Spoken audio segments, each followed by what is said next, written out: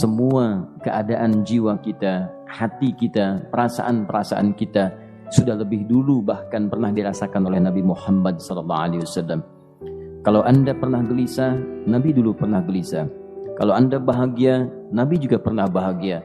Kalau Anda merasakan kekhawatiran, Nabi dulu pernah khawatir. Dan miniatur kehidupan kita sudah dicontohkan dalam perjalanan kehidupan Nabi Muhammad SAW agar kita bisa belajar mengatasi problematika kehidupan. Allahu Akbar, kalau beliau tidak diutus oleh Allah, kita tidak tahu bagaimana cara menyelesaikan pemetaan kehidupan kita hingga dengan saat ini. Bahkan satu ketika pernah beliau kemudian dalam masa yang telah panjang berdakwah, qadarullah kemudian ada wahyu yang jeda datangnya tidak seperti biasanya. Biasanya datangnya cepat, berganti hari turun wahyu, ganti pekan turun wahyu. Ini beberapa masa wahyu belum turun. Ada hikmah di balik itu. Teman-teman sekalian, tiba-tiba beliau naik ke atas bukit, wahyu belum turun juga. Pulang ke rumah, belum turun juga. Sampai keadaan itu terlihat oleh kalangan kafir Quraisy dan mereka berkata, lihatlah Muhammad sudah gila. Dituduh gila. Jadi kalau Anda cuma dituduh dengan hal-hal yang ringan, dituduh soleh, kan? Dituduh kemudian orang yang berubah, dituduh semakin beriman dan sebagainya, barangkali itu lebih baik. Nabi dituduh gila, Anda bayangkan. Tuh Muhammad sudah gila. Muhammad sudah ditinggalkan oleh Tuhannya. Muhammad sudah kehilangan pegangannya. Muhammad sudah tidak punya orientasi. Orangnya sudah nggak jelas, bolak-balik tidak karuan. Naik ke atas bukit seakan-akan orang yang frustasi dan seterusnya. Tapi tahukah Anda apa yang terjadi? Setelah berbagai cacian, makian, tuduhan macam-macam diterima oleh Nabi SAW, lantas tibalah masanya Allah menurunkan satu surah, bahkan disandingkan dengan surah yang lainnya. Bersandinglah dua surah ini secara bersamaan turun. Surah ke-93 dan surah ke-94-nya terkait berkelindan, memberikan satu harapan yang sangat panjang. Kata Allah, "Wadduha wal laili idza saja ma wadda'aka rabbuka wa ma qala walal akhiratu khairul laka minal ula walasawfa yu'tika rabbuka fatarda alam yajidka yatiman fa'awa wa wajadaka dhallan fahada wa wajadaka 'ailan fa'aghna fa ammal yatima fala taqhar wa ammas sa'ila fala tanhar wa amma bi ni'mati rabbika fahaddits." Ya Muhammad, saya bersumpah dengan waktu duha. Kalau kita baca dengan ilmu balaghahnya, itu bukan sekedar sumpah mengilustrasikan waktu duha. Karena di ilmu balaghah itu nanti ada 3 turunan ilmu. Ada disebut ilmu ma'ani, ilmu mencari kata-kata sehingga ungkapannya sesuai untuk disampaikan. Mana kata-kata yang tepat untuk disampaikan dalam konteks yang ingin dibicarakan. Itu ma'ani namanya. Kemudian setelahnya ada ilmu bayan, bagaimana mengemas kosakata yang bagus ini sehingga bisa disampaikan dengan jelas, orang tidak bingung menerimanya, paham maksudnya. Kemudian setelah itu kadang-kadang jelas kalimatnya, tapi kedengarannya tidak indah. Woi, rapatkan, woi, apa belum paham juga? Rapatkan saf. Memang jelas, tapi nggak ngenakin. Maka bagaimana caranya disampaikan dengan jelas, tapi hati kita terasa nyaman, memuji. Terasanya nyaman diserahkan kepada Allah, tapi ada kebahagiaan, disampaikan tidak terasa tergurui, diperintahkan serasanya diberikan jalan untuk mendapatkan kebaikan. Maka yang ketiga disebut dengan ilmu badi' namanya. Ilmu menghiasi kalimat yang disampaikan sehingga terasa dengan nikmat. Turunannya nanti ada majaz namanya. Mengambil sebuah kalimat yang untuk diposisikan pada kalimat yang nyaman disebut dengan kinayah turunannya. Maka teman-teman kata Allah, wadduha. Diterjemahkan demi waktu duha. Bukan sekedar waktu duha. Karena duha itu ada cahaya yang indah. Dirasakannya enak. Antum keluar waktu duha kan enak tuh. Berjemur. Kata orang Sunda moyan gitu kan. Datang. Bahkan sampai dianalisis ada vitamin D-nya bisa terasakan. Ya, kemudian setelah itu ada kenikmatan enak suasananya. Seakan-akan dunia milik sendiri. Yang lain numpang. Wah, nyaman keluar itu. Baik, jadi wadduha itu ingin bersumpah mengilustrasikan waktu kenyamanan yang pernah dilalui. Kalau dalam bahasa tafsir yang luasnya, saya bersumpah Muhammad, demi segala kenikmatan yang pernah engkau rasakan dalam hidupmu, seperti engkau merasakan cahaya duha itu. Engkau pernah senang, saya bersumpah dengan kesenanganmu. Engkau pernah tenang, saya bersumpah dengan ketenanganmu. Engkau pernah nyaman, saya bersumpah dengan kenyamanan yang pernah engkau rasakan. Wal laili idza saja. Dan aku pun bersumpah demi gelapnya malam. Demikian terjemahannya. Bukan sekedar gelapnya malam, saja itu sesuatu yang pekat. Ya, ini belakang kelihatan agak gelap nih. Untuk memberikan proyek, kesini aja Pak, saya cuma ngasih contoh ini. Contoh. Saya bukan mengeluh, bukan, ingin memberi contoh. Ya, contoh pada ilustrasi yang mau saya sampaikan. Gak apa-apa, biarkan saja. Saya mau contoh kasih kata saja. Ya, ini belakang agak gelap untuk memproyeksikan cahaya ke sini. Tapi yang mau saya sampaikan, kalau gelapnya begitu pekat, semua cahaya ini nggak ada. Cahaya nggak ada nih, sama sekali tidak kelihatan. Saya mau tanya pada Anda, beraktivitasnya mudah atau sulit? Mudah nggak menemukan sendal Anda di luar? Belum tentu. Menemukan jalan keluar pun belum tentu mudah. Anda mesti meraba-raba jalan. Anda mesti kemudian melihat sesuatu dengan pandangan mata hati Anda. Raba, dan sebagainya. Sampai menemukan jalan, itu pun belum tentu benar. Itulah yang disebut dengan gelapnya malam saja pekat. Kadang-kadang ada orang yang menghadapi satu kesulitan yang pekat, suasananya siang, cuman karena masalahnya begitu pekat, seakan-akan membuat diri dia gelap. Jalan susah, limbung gitu. Kenapa gelap ya? Padahal terang. Karena masalah menggelimuti dirinya, seakan-akan dia diselimuti masalah yang gelap. Bimbang dia, makan gak enak, minum gak nyaman, dan seterusnya. Ya, biasanya makan ayam tenang, ini dikasih yang lebih enak juga rasanya pahit, gak enak zamannya. Maka kalau kita ilustrasikan dalam suasana tadi Muhammad, saya bersumpah, engkau pernah hidup nyaman, ataupun engkau mengalami masalah yang sangat pekat dalam kehidupan.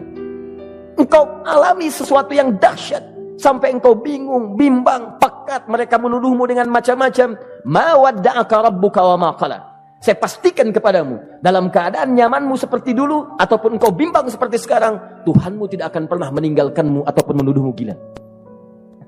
Orang-orang yang dekat dengan Allah Subhanahu wa ta'ala, maka Allah akan menjaganya, baik dalam keadaan yang tenang dan nyaman, ataupun dalam kesulitan yang luar biasa. Walal akhiratu khairul laka minal ula. Nanti saya akan tunjukkan kepadamu, jika kamu telah tabah dan sabar menerima cacian mereka, menerima tuduhan mereka, nggak apa-apa, ini kan muqaddimah. Masa kamu masih panjang. Kamu masih panjang dalam berdakwah, kehidupan kamu masih panjang membawa tugas dan misi. Kalau kamu belum bersabar pada yang sekarang, bagaimana dengan yang di masa depan? Tapi saya pastikan kepadamu, jangankan yang seperti ini, masalah pekat yang paling hebat pun kamu akan hadapi, yang membuat kamu sedemikian sulit lebih daripada ini, yakinkan pada jiwamu, aku tidak akan pernah meninggalkanmu. Ini prinsip dalam kehidupan kita. Jika Anda menggantungkan hidup kepada Allah, Anda bersandar dengan baik kepada Allah, maka ayat ini akan mengatakan, teman-teman sekalian, Allah tidak akan pernah meninggalkan Anda dalam setiap kehidupan Anda. Nanti, sekarang perjuangan. Kata Allah, walal akhiratu khairul laka minal ula. Nanti saat kamu tiba di akhirat, saya akan tunjukkan kepadamu ada yang lebih hebat yang tidak pernah engkau rasakan sebelumnya saat di bumi. Tidak akan ada lagi kesulitan yang kamu hadapi. Tidak akan ada lagi cacian yang kamu kemudian hadapi. Tidak ada lagi kemudian tuduhan yang kemudian kamu rasakan. Aku akan berikan apapun yang kamu inginkan sampai kamu puas. Wala sawfa yu'tika rabbuka fatarda. Nanti kamu pengen apapun, aku berikan. Kalau saufa masih ada jeda, ya. Kalau bahasanya wa yu'tika mungkin seketika. Tapi ketika mengatakan saufa, artinya bukan saat ini Muhammad. Sekarang pun aku berikan, tapi nanti yang di akhirat aku berikan sampai kamu merasa puas. Ayo minta apa saja. Hadir, hadir, hadir, hadir. Tapi yang paling indah, kalau kamu tidak percaya, alam yajidka yatiman fa'awa. Cobalah ingat, kalau sekarang sedang susah, coba ingat dulu. Bukankah saat kamu yatim, aku yang merawat sampai kamu tidak merasakan kegelisahan itu? Lahir bapak tidak ada, aku cukupkan dengan kakek. Kakek meninggal, aku hadirkan ibu dan paman hadir di sekitaranmu. Ibu meninggal, ada kakek. Kakek meninggal, ada paman. Dan Khadijah hadir di sekitaranmu. Bukankah aku rawat pada saat itu? Wajadaka dhallan fahada. Kamu sedang bingung, sedang susah, bukankah sering aku berikan petunjuk kepadamu?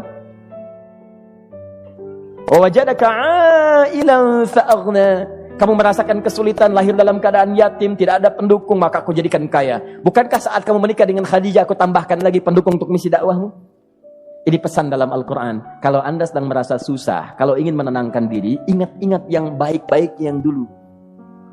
Kalau Anda sedang jatuh dalam bisnis, ingat-ingat saat Anda meningkat dalam bisnis Anda. Allah tidak pernah tinggalkan Anda. Mungkin ini ujian untuk membuat Anda lebih hebat lagi di masa depan. Kalau Anda tidak tahan bantingan yang sekarang, bagaimana Anda bisa mengatasi pelintiran yang akan datang? Karena dalam kehidupan bukan cuma dibanting. Anda mungkin mengalami penyingkiran, penyungkuran, lipatan, guntingan, bantingan, macam-macam. Jikalau satu gaya belum bisa Anda atasi, bagaimana Anda bisa berharap mendapatkan turunan yang lainnya? Selalu ingat bahwa jika hidup Anda ingin tampil gaya, Anda harus merasakan tekanan dalam kehidupan. Karena F selalu berbanding lurus dengan P, hukum Pascalnya. Gaya berbanding lurus dengan tekanan. Orang yang ingin tampil gaya dalam kehidupan, maka dia mesti siap menghadapi tantangan-tantangan hidup yang diatasi. Turun ayat sampai ujungnya. Jikalau kamu sudah begini lagi, jangan pernah kamu bentak orang lain. Jangan pernah merendahkan orang lain.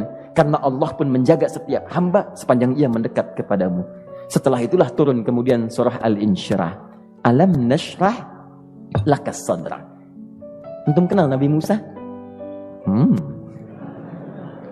Baik. Tapi agak lumayan lah. Tadi saya di Soreang kenal Fir'aun. Di sini Musa. Baik, alhamdulillah. Perhatikan ya, dahsyatnya pemberian Allah kepada Nabi Muhammad SAW. Nabi Musa alaihi salam, dan sering kali kita bacakan untuk memohon kepada Allah. Rabbi syrahli sadri. Perhatikan baik-baik. Ini keunggulan Nabi Muhammad SAW dibanding Nabi Musa AS. Dua-duanya Nabi, Rasul, tapi masing-masing punya keistimewaan. Musa, Nabi, berdakwah, memohon kepada Allah kelapangan hati. Rabbi syrahli sadri. Ya Allah, tolong lapangkan hatiku nih. Kenapa mesti lapang? Karena pasti Musa merasakan nih. Saya tahu betul karakter Fir'aun. Belum apa-apa sudah memaki. Kalau orang yang hatinya tidak lapang, tidak akan tahan dengan makian, keluarlah kemudian balasan yang tidak digambarkan sebelumnya. Fir'aun itu kasar. Kasarnya bukan sekedar kasar, bahkan saking kasarnya bisa berujung pada eksekusi kematian. Saya contohkan tadi di sore yang ini, saya nggak suka dengan rambutnya nih, kata Fir'aun. Bukan nyuruh-nyukur mas, tolong pisahkan kepala dari badannya. Gitu gayanya tuh, Fir'aun. Ya, bukan nggak ngenakin, susah dengan Fir'aun itu. Jadi kalau belum apa-apa datang Musa ke situ, hatinya tidak seluas samudra, hatinya tidak lapang, cuman seluas gelas, tidak akan sabar menerima cacian Fir'aun. Begitu datang dicaci, dasar anak gak tahu diri, gak tahu malu, sudah saya rawat begini. Ya Allah, saya bosan dengarnya, matiin aja sekarang. Musa Nabi berdoa dikabulkan. Cuman kalau Fir'aun kemudian ajalnya misal wafat pada saat itu, tidak akan jadi contoh kepada kita untuk kekinian. Bagaimana orang yang bebal untuk bertobat kepada Allah Subhanahu wa ta'ala. Bagaimana penyimpangan dalam kedudukan. Bagaimana dia kemudian akrab dengan pengusaha yang gelap. Di pengusaha gelap berpartner dengan penguasa zalim. Sudah ada dari dulu. Pengusahanya disebut dengan Qarun. Kemudian mohon maaf, ya, yang pemimpinnya disebut dengan Fir'aun. Tokoh intelektualnya disebut dengan Haman. Makanya cerita ini komplit di Quran. Sudah ada. Di setiap persoalan dalam kehidupan masyarakat disebabkan tiga hal yang berkolaborasi. Kalau bukan penguasa zalim, berpartner dengan pengusaha gelap, ditopang oleh intelektual yang sembrono. Itu persoalan. Jadi kalau ada sekarang intelektual menyalahgunakan kepintarannya, dia terlambat, sudah ada Haman dulu. Dan gak usah bersaing, dia bisa bikin piramida, Anda belum tentu bisa membuatnya. Kalah Anda, masih kalah hebat. Ya, jadi kalau dititipkan sesuatu jangan disimpangkan. Yang ingin saya sampaikan, Musa mengatakan Rabbi syrahli sadri. Nabi berangkat berdoa dikabulkan oleh Allah. Nabi Muhammad belum minta turun ayat. Alam nashrah laka sadra. Yang ini minta Rabbi syrahli sadri. Nabi Muhammad alam nashrah laka sadra. Muhammad mulai dari peristiwa sehingga engkau akan lebih sabar lagi menerima tantangan-tantangan dakwah. Mulai sejak itu jangankan dimaki, dilempar batu di Taif. Dari Mekah pergi ke Taif dengan Zaid kemudian. Sampai di Taif mendapatkan sesuatu yang tidak dibayangkan sebelumnya. Kalau cuma dihentikan saat mengajar, wajar. Ini dilempari batu. Anda bayangkan?